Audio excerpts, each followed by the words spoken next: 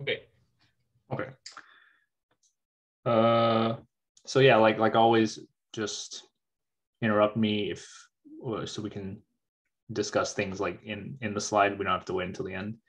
So this presentation is called The Internal Language of Commodities.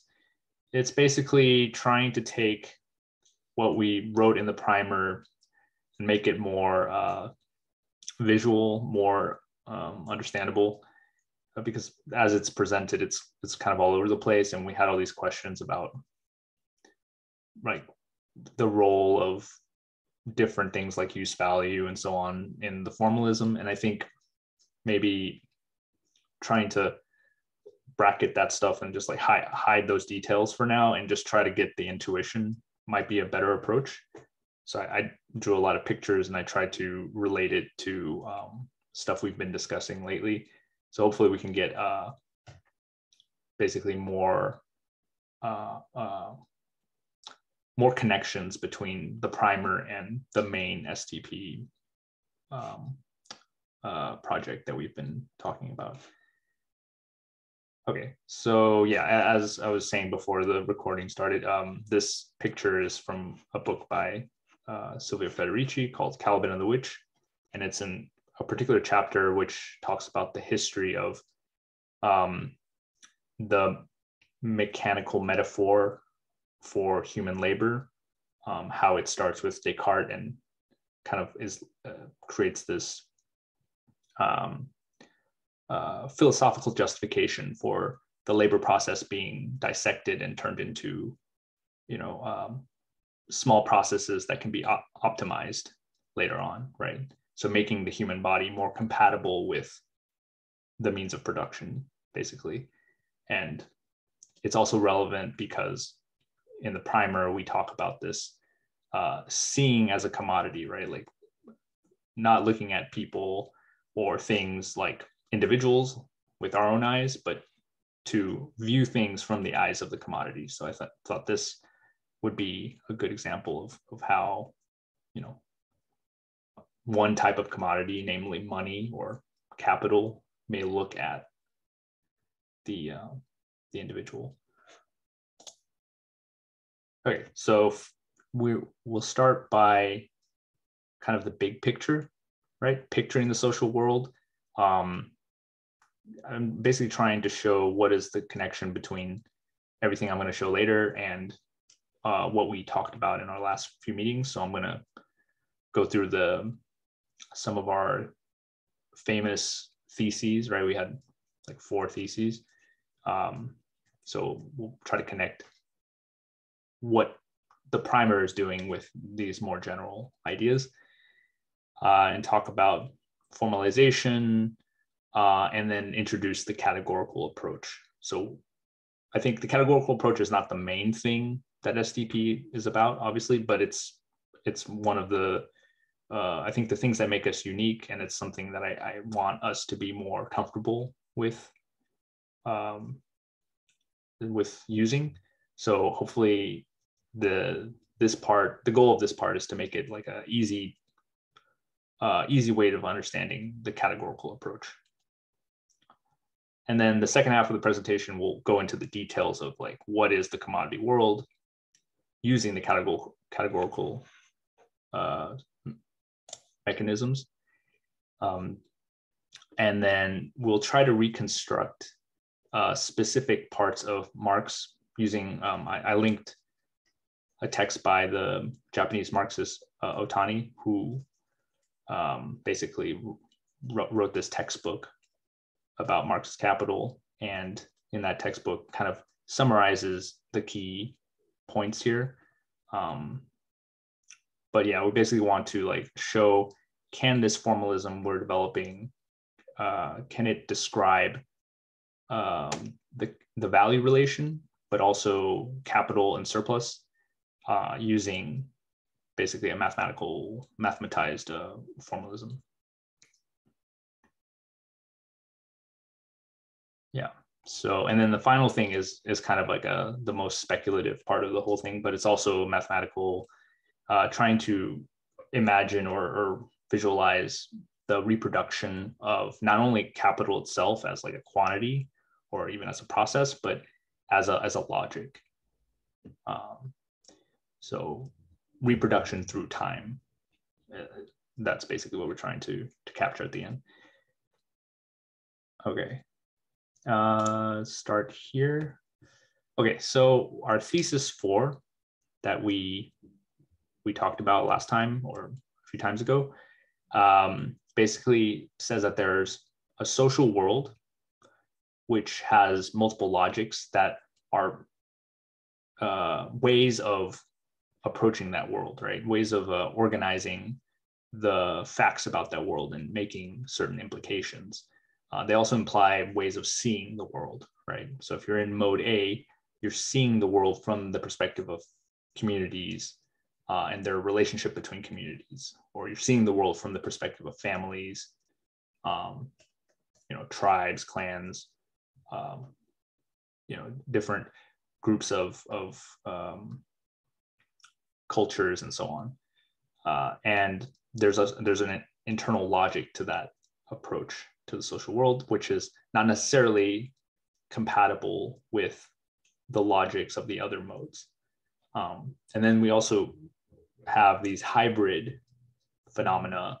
So things in the social world that obey both mode A and mode C, or B and C, so B being the legal or state-driven modes, and mode C being commodity exchange. So it's pretty straightforward to think of like different combinations of these things, right? Like obviously pure phenomena are probably even harder to find than mixed ones. Usually things are kind of mixed together. But then the nice thing about this thesis is that we can kind of categorize them and kind of treat them differently. So, and then the final part of this thesis that is really undeveloped, which I hope that this presentation can maybe add some details to, is this org object. So this org object is, the way I think of it is basically like a more higher dimensional space for organization. It contains not only what organizations there are currently, but their, let's say, like potentials, their different ways of organizing that might not be visible from the social world itself. So in that sense, it is a more, I would say, transcendental or speculative horizon for organizing. And clearly there is a way to partition this also, right, into the different modes. So the same way that we can slice social worlds into these 3 different modes and analyze them separately, the organizational object lets us see the mode in a different way. So it lets us formulate things about each mode along different lines. But it's kind of mysterious how, in what sense does that happen, right? So then that is where we can bring in thesis 1, right? So the same way that org provides us a vantage point to see the social world, which can also be mediated by mode C, we have this other thesis that says, from the standpoint of an individual, the social world can either be thought of as like a direct relationship with the individual agent, or it can be mediated by some kind of other social structure, right? And I noticed when I was looking at this that, these basically look the same, right? The only difference is on the left, you have org, which is this kind of speculative technological space of possible organizations, whereas the individual agent is obviously a much more restricted standpoint. But in both cases, we have the social world, obviously, and then we have a similar role being played by social mediation on the right and mode C on the left, right? In both cases, there's a sort of a factoring happening, right? A factorization of a perspective through this third object. And this brings up the question, you know, what types of social mediations, what other types of social mediations can we use to see mode C more clearly, right? I think in this case, we need to be, the hard part of this is we need to be able to distinguish between social mediations, which are already part of mode C as it exists in the current social world, and social mediations which somehow break with the logic of mode C, but still have some relation to it, still allow us to see into it. So it can't be, so there's two problems here, right? You can either have a social mediation that totally ignores mode C, then this wouldn't work. This relation between thesis 4 and thesis 1.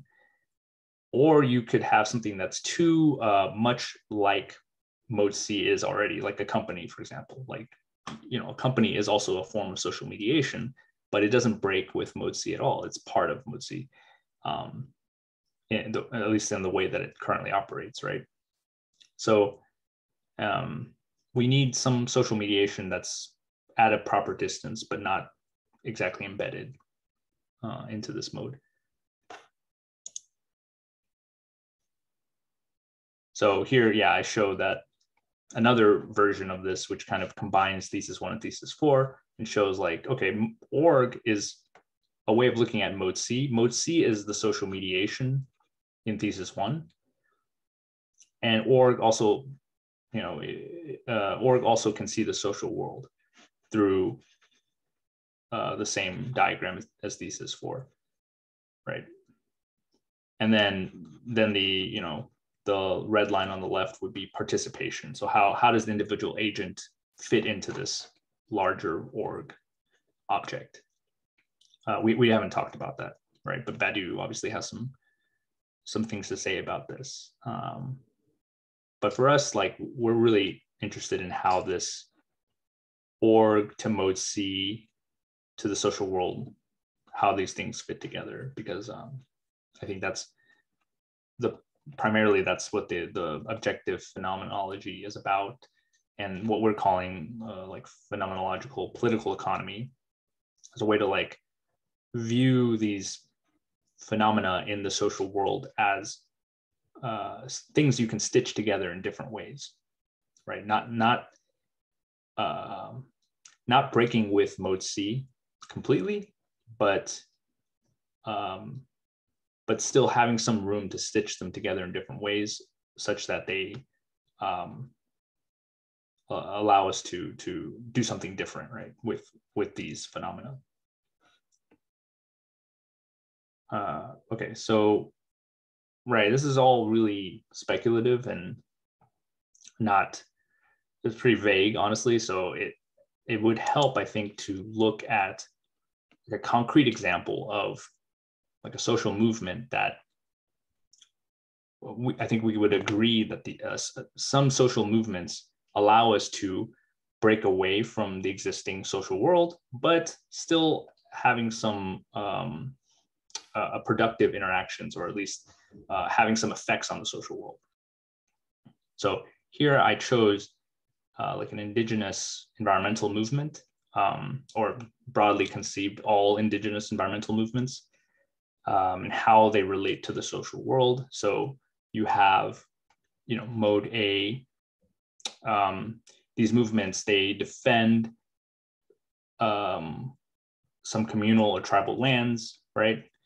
And this implies a certain relationship to that land, right? What exactly are they defending? It's not only the land, but the relationship to that land, how the land reproduces, how it's preserved, and the quality of the land. These are things that are specifically visible in a unique way to these movements.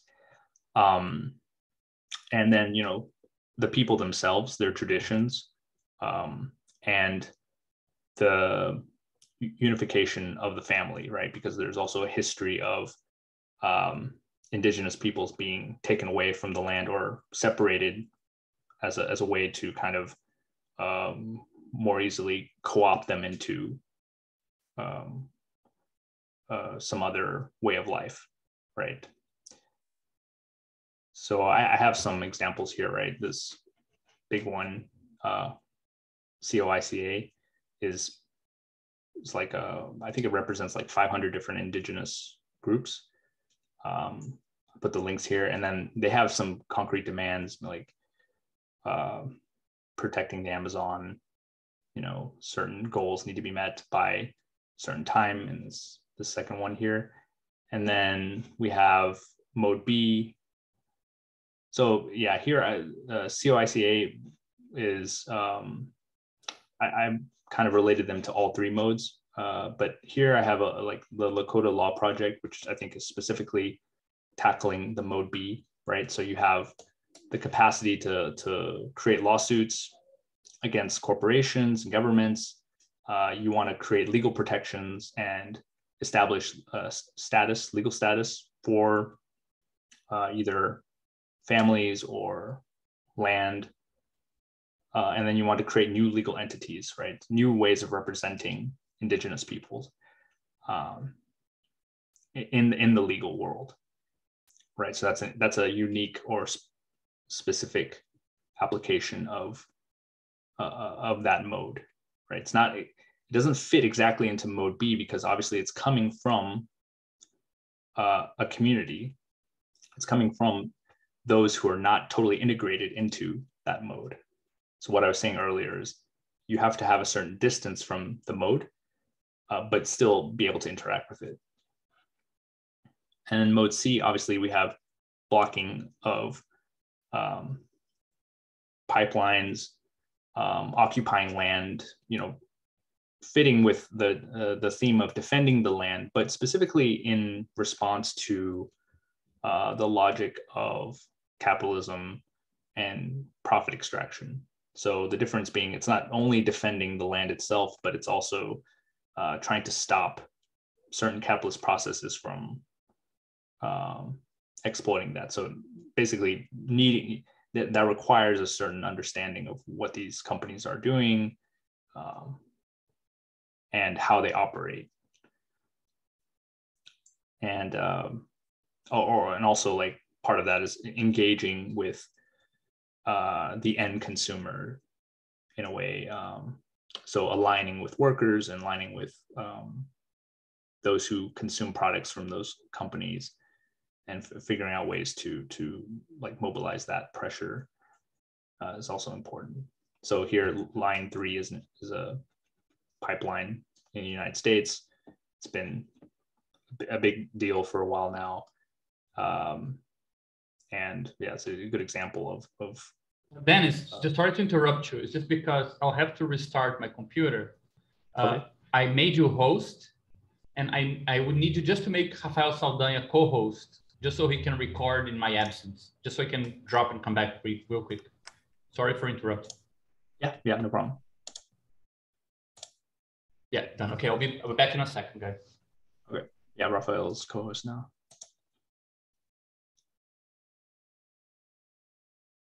Okay.